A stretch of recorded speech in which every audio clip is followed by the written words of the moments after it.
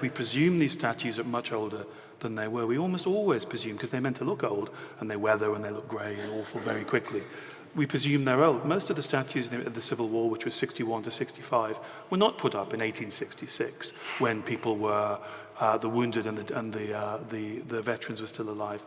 There's a great burst of statues being put up around the time of 1919, at the end of the First World War. Around the same time, 21 African-American soldiers were lynched for wearing their uniforms in public, having got back from the Western Front. These statues were put up then because there was a moment when there was hope for black rights, for black voting rights.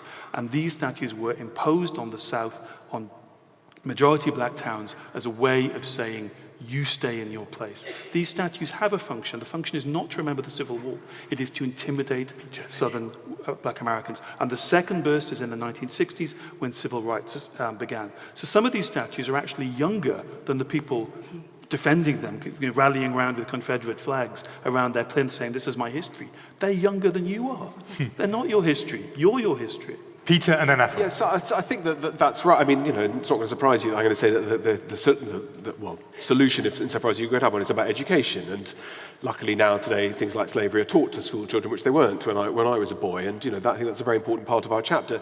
It is important, I think, to connect these kind of signal events of the American Civil War and the Confederates with the fact that almost all of the founding fathers who led American independence were slave owners and took America to independence in order to protect slavery, right? So that's not to say that the Confederate generals don't have their own hall of hell to live in. As a historian, I don't have any problem about, like you say, of condemning acts and views for what they were at the time, as well as what they are today.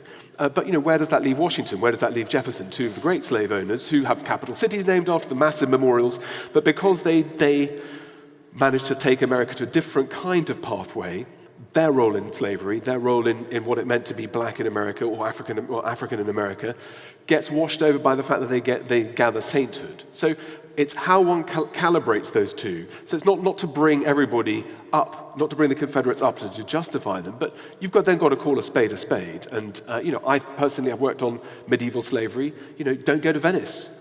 One of the world's great slaving centers, those palazzi that look great on the canals, the way in which we call people the Slavs today, that is where we get our word slave from.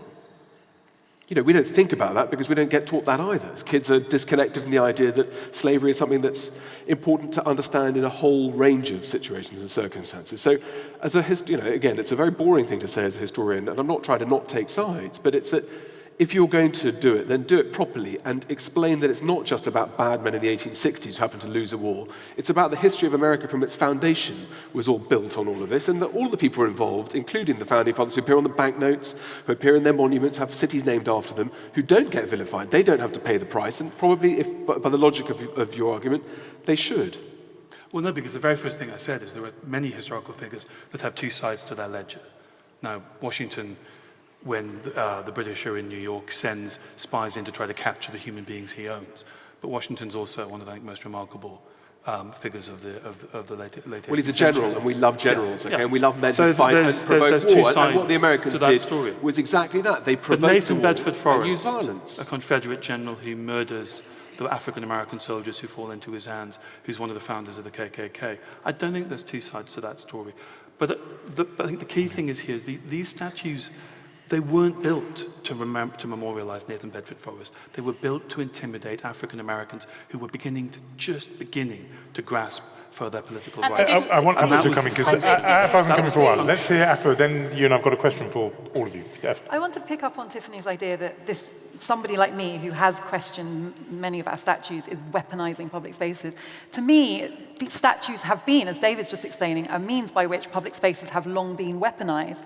And there's almost this kind of tyranny of the majority, that the majority of people don't see this perspective of people who walk around feeling tyrannized and intimidated and oppressed by these figures. And this isn't just a straightforward race issue. If you take a figure like Cromwell, I didn't know for almost all of my life that he was regarded by so many Irish people as the first modern genocidal figure. And the idea of having his statue in front of the Palace of Westminster as the kind of father of parliamentary democracy was seen as a painful and offensive thing by so many people. I think that the reality Should he be taken away then? I think that this is healthy, that we have this discussion. And you know, there is, I mean, it's good that you raised education. That is part of this. I think if we were all honest and educated and we were learning about the full historical record of these figures as British people, it would matter less that these statues are on their plinths. The fact is that we have no context, we have no education, and we live in a place that reveres them. Now, the reality is that there is a level of racial injustice. Should Cromwell be taken down?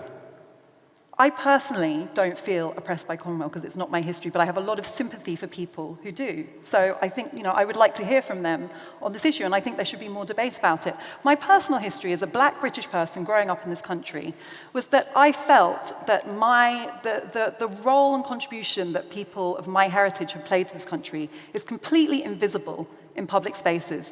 Military men, many of whom were imperial conquerors, are venerated and displayed and put on plinths all over the place. And the subliminal messaging of that is that the people who have contributed, who deserve respect in this country, as a child growing up who had no political agenda whatsoever, the messaging that I received was that the people who are people of worth, who are worthy of historical note, who we should venerate, are these white militaristic men. And I think that it goes to the very heart of what kind of nation are we?